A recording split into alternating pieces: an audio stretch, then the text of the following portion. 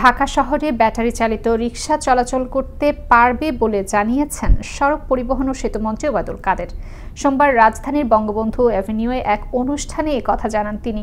বলেন, বিশ্ব পরিস্থিতি ও দ্রব্যমূল্যের স্বল্প আয়ের মানুষের কষ্টের কথা বিবেচনা করে শুধুমাত্র ঢাকা শহরে ব্যাটারি চালিত রিকশা চলাচলের অনুমতি দিয়েছেন প্রধানমন্ত্রী শেখ হাসিনা।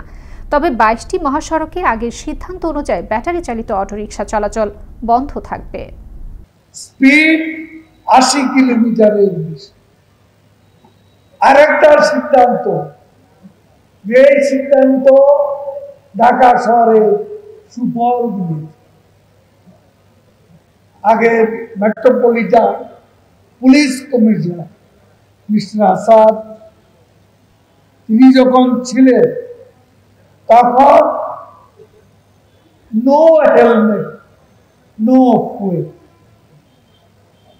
কোন পেট্রোল পাম্প হেলমেট যার নেই তাকে ফুয়েল দেবেন,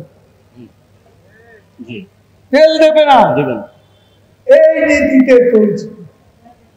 এখন ঢাকা শহরে আপনারা দেখেন, ঢাকা শহরে আজকে নিয়ম কার্যকর, কিন্তু সারা বাংলাদেশে কার্যকর করার জন্য আমরা সারা দেশের জন্য নো হেলমেট নো ফুয়েল